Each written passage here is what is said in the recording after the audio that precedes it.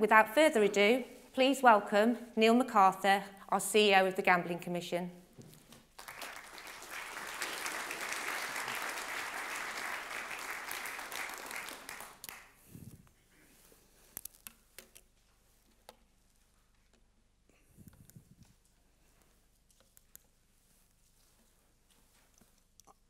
I want gambling consumers in Britain to be able to enjoy the fairest and safest gambling in the world.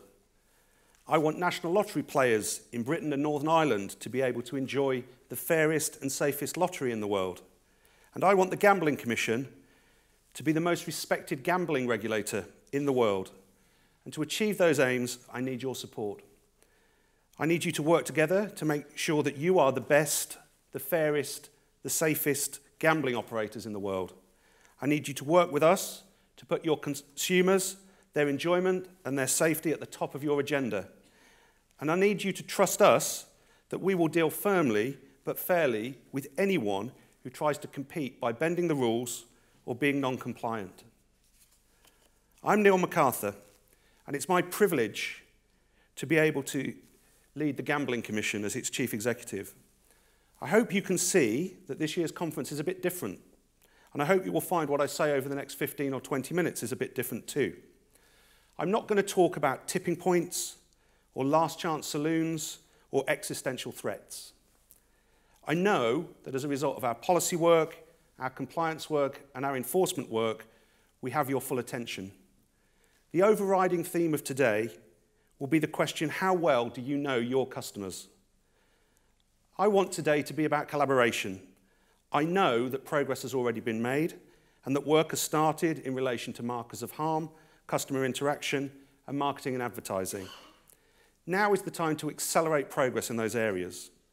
Making progress is going to require all of us to change our approach and mindset.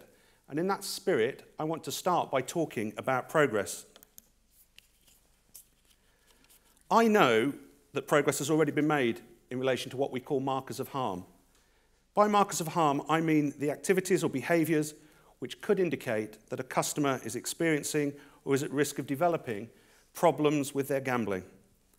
Earlier this year, we published guidance on customer interaction for remote operators, which set out a list of the types of indicators operators should consider. This was based on a combination of research and current practice among remote operators. We have followed this up with our own workshop around the use of data to identify potentially harmful activity, to interact with customers, and to evaluate the impact of these interventions. And we know that many operators, individually or collectively, have been working hard to improve their own systems and processes. Today is an opportunity to look at what has been done and reflect on what more can be done. We've also made progress in relation to customer interaction. By customer interaction, I mean how you, as operators, identify and interact with customers who may be experiencing harm or at risk of experiencing problems with their gambling.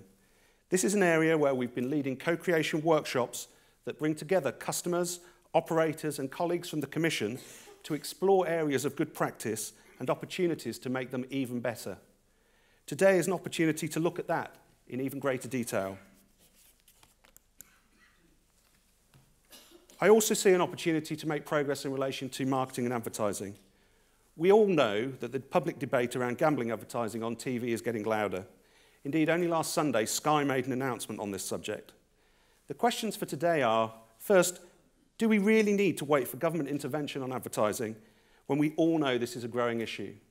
And secondly, what opportunities are there for us to work collaboratively to take decisive action that meets the public's concerns?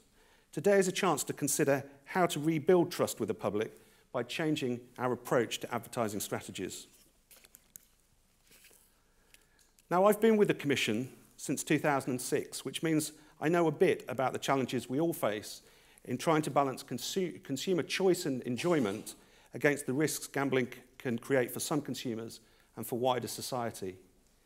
I think we all face another important challenge, because a lot of what people say about gambling seems to me to be based on beliefs or assertion rather than solid evidence. We all have our own beliefs that we hold dear, But however much we believe something, it doesn't necessarily mean it's true. And we all need to recognise that gambling has some unique characteristics. Gambling is not just a product like any other. It's a product that's a source of fun for most, but one which can become addictive and cause serious harm to some. Gambling is also a subject to which people bring their own values, beliefs, and opinions to a much greater extent than is the case for other consumer products. Here are 3 examples to demonstrate the challenge I'm describing.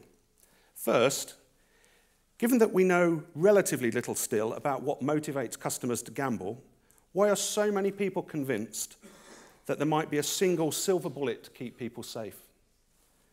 Secondly, and more pointedly, based on our own annual assurance statement work, why do so many operators claim that people experiencing harm primarily gamble with their competitors and not with them? And thirdly, why would anyone assert that the number of problem gamblers is already so low that we've reached a floor, and to bring it lower would be disproportionately expensive in terms of both time and money? Can you seriously imagine anybody running that type of argument in relation to health and safety at work? Could anyone seriously claim that trying to stop people being killed or seriously injured in accidents was disproportionately expensive in terms of time or money? Why would anyone try and make that argument in relation to people who are experiencing harm from gambling? At the Gambling Commission, we recognise that there is no simple, guaranteed solution to the difficult challenge of balancing consumer choice and enjoyment against the risks of gambling-related harm. Our approach is based on the best available evidence and the application of judgment. We don't believe in things. We're not impressed with assertion, however passionately those assertions are made. But we do adopt a precautionary principle when the evidence is not necessarily conclusive, and that approach is not going to change. I think it's important to remember at this stage that there's no such thing as risk-free gambling. Anyone can experience gambling-related problems, and as we all recognise, the nature of gambling brings other inherent risks, such as the risk of crime and disorder. At the Commission, we look at risk through several different lenses. We look at the person, we look at the product, we look at the place gambling is taking place, and we look at the provider. Today, I want to focus on 2 of them, people and products. I want to focus on the risks to the person, whether a gambler's individual characteristics, personal history, playing behaviours or vulnerabilities might increase the likelihood of them suffering harm. And I want to look at the risk of products. What game-based features or structural characteristics might pose more of a risk to customers and therefore a greater threat to the licensing objectives? Knowing your customer, therefore, doesn't just mean knowing the person in terms of their age, their source of wealth, or their account history. For me, it's also about understanding how they will react to your products. And when we look at the growing range and complexities of products and the changing nature of the market, I hope you will agree that this point is even more important. So now I want to talk about the overall state of the market. Let's start by looking at these 2 graphs. The first one tells us that over the last 5 years, whilst participation overall has dropped by 19%, gross gambling yield has grown by 21%. Clearly, something is going on here. And I think the second graph gives us a clue to the answer. When we look online, whilst there is almost doubling of online betting GGY, a 90% growth since 2012-2013, we've only seen a 40% increase in participation. That means GGY is growing at a much faster rate than participation, and as a result, average money being taken from each customer is increasing. In the same period, spend per participant for online betting increased by almost 1/3. That's £168 per participant, which for some people is more than they can afford. And all of this is evidence of an industry that risks an ever-growing reliance upon a smaller number of gamblers. As I said at the beginning, I think it's time for a change of approach. But before I go on to explore what that change might be, I thought it might be helpful for people to understand a bit more about me so that you can understand what motivates me. Work is important to me. I want to be successful. I want to create an environment where all my colleagues can be successful. And I want to lead an organisation that lets good, responsible operators be successful. Work is not, however, the most important thing to me. Family is. Like parents all over the world, my biggest hope is that my children will grow up to be healthy and happy. At the same time, I realise the world is a risky place. Excitement often involves taking risks. And I have to confess that I've encouraged a bit of calculated risk playing from my 3 sons, by encouraging them to ski or take part in contact sports. And I also realise that they may want to gamble or work in the gambling industry, and I'm not against that. But I do want them to be helped to make good choices and not be taken advantage of. I'm very mindful that at 19, 16, and 12 years of age, they're already at a critical age, an age where gambling could pose a significant risk of harm to them. And that's why I hear the concerns about the effect of advertising and the concerns raised by groups such as Gambling with Lives, and I worry about them on a personal, not just professional level.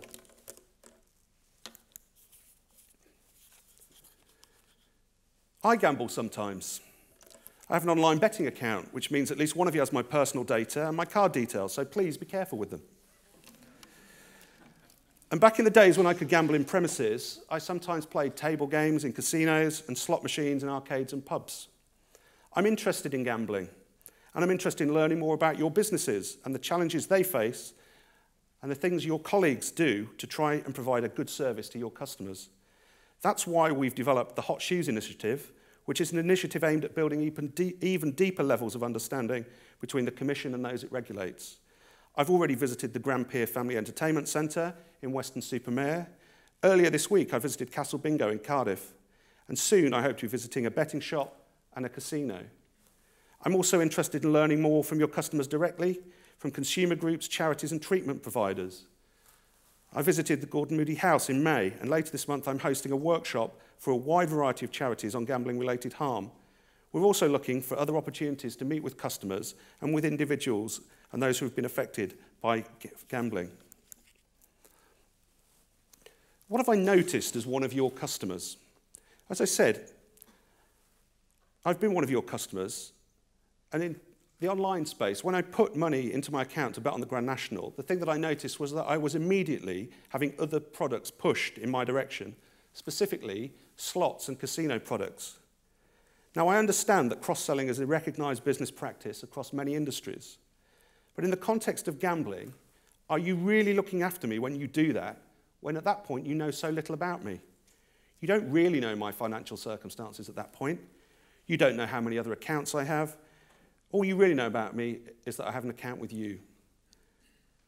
The second thing I noticed was that when I got some money back as one of the horses came in, and I started to play some other products, I started to have questions. First, how much do you really know about what makes people play on virtual racing or virtual football or virtual greyhounds? Are those products really safe and fair, and how do you know that? Do you really understand what is going on in those games? And I use the phrase games deliberately, as whilst they're dressed up as products that look like betting, it seems to me their essential features look a lot more like gaming. I was also wondered, how often, as happened to me, do your customers win a substantial sum on slots within a few spins? I'm sure it was just my incredible good luck, but it made me wonder. It made me wonder so much that I withdrew most of it, but nevertheless, the question made me wonder, what would the effect of that be if I was a vulnerable person? And when I then played with what else I had, and I ran the pot down, playing blackjack, the first thing I was offered was the chance to top up my funds. Not any "are you sure" messages, just let's take you to the deposit more money page. Is that really the best we can do? And the third thing I thought about was this. Whilst the money I spent was not much in total, was anyone really worrying that I still might not be able to afford it? Did anyone care that I kept changing what I was playing and the time of day I was playing it? And it all comes back to the same question. How well do you know your customers? And to aid us in that task, I want to have a bit of a look at the data that we hold. Here's a slide which shows our latest data. This data shows what the world would look like in the general population if the world was 100 people. In that world, 41 of those people don't gamble at all. 54 gamble, but are not currently problem or at-risk gamblers. 3 people are low risk, according to PGSI. 1.5 of them are moderate risk gamblers, and half a person is a problem gambler. I'm going to turn that into some statistics, or a form of statistics that you'll be more familiar with. Because if you turn that slide into odds, what you find is it's 33 to 1 that somebody's a low-risk gambler, 66 to 1 that they're a moderate-risk gambler, and 200 to 1 that they're a problem gambler. Of course, those numbers don't really give the real picture, because all the people who were greyed out on my first slide aren't gambling customers at all. So if the world was 100 gambling customers, what would the world look like? Well, what it would show you is 91 customers are not currently experiencing problems or at risk. 5 customers are low-risk gamblers, 3 customers are moderate-risk gamblers, and 1 customer is a problem gambler. That changes the odds substantially. It's 18 to 1 that a customer's low risk, 33 is that they're a moderate-risk gambler, and 100 to 1 that the customer is a problem gambler. But what if the world were 100 young people with multiple accounts who gambled in lots of different ways? Our data shows that if the world were 100 young people of that sort, 32 are not currently experiencing problems or at risk, 19 are low-risk gamblers, 24 are moderate-risk gamblers, and 26 are defined as problem gamblers. That also dramatically affects the odds. It's 5 to 1 that a customer is low risk, 3 to 1 that they're at moderate risk, and 11 to 4 that that customer is a problem gambler. Now, I've used this data for illustrative purposes. I realise that there are challenges when interpreting all statistics based on sample sizes and other factors. I also realise that some of these numbers add up to more than 100 due to rounding. Please don't get distracted by that. Please focus on the bigger picture that I've been trying to show you through the use of those slides. What about the personal impact? Behind every set of numbers, every piece of data, there are real people's experiences, and I don't want them to get lost in statistics. I should warn you, though, that this is uncomfortable viewing. It's a short video about a man who got into difficulties through his gambling.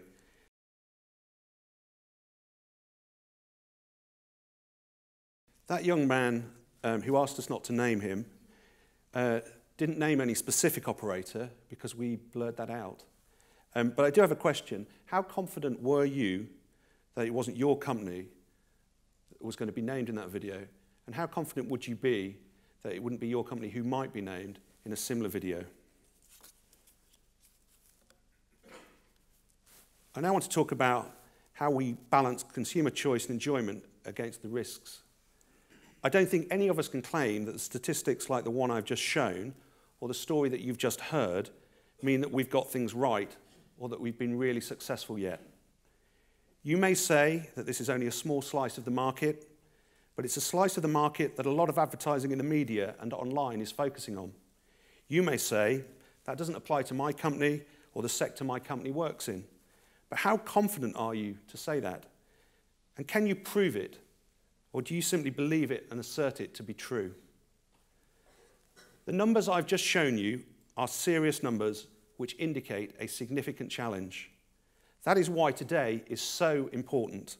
That is why it's so important for us to bring you all together to discuss how we can make progress. And that is why it's important that you take the issues we discussed today back into your own businesses and make sure that tangible actions are taken to address the issues of concern. More than anything else, the question I want you to ponder today are, how well do we know our customers and what more can we do to keep our customers safe? Now, I've spoken a lot about risks and challenges, and I want to move on and talk about opportunities. But before I do that, it's important to remember that it's not my role to be your friend. It's not my job to promote the gambling industry. My job is to permit gambling if it's fair and safe. I work in the best interests of consumers.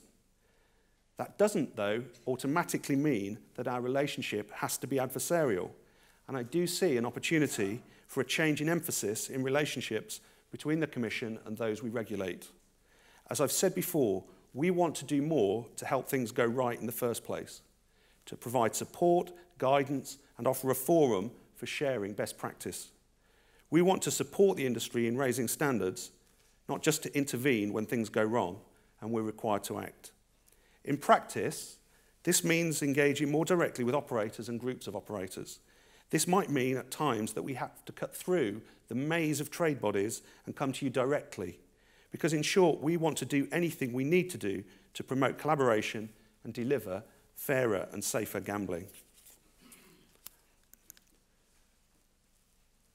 So this is a call to action, a call to join a race to the top, a race to put your customers, their enjoyment and their safety at the top of the agenda for your management meetings, your board meetings and meetings with your investors. A race to approach the minimum requirements we impose as exactly that, minimums, not maximums. A race to look for real solutions to the public health issue of gambling-related harm. I'm also asking you to trust me and trust my colleagues, to trust that we will make our decisions based on the best available evidence and judgment, not just beliefs and assertions, as we don't make our decisions on the basis of those. And to trust that we will deal with those who want to join a race to the bottom. We will not have people competing on the basis of compliance. So I want to finish where I started. I want consumers in Britain to be able to enjoy the fairest and safest gambling in the world. And to achieve those aims, I need your support. I need you to do everything you can to know your customers and keep them safe. If we work together to create the fairest and safest gambling market in the world, we really will have raised standards. Thank you and enjoy the day.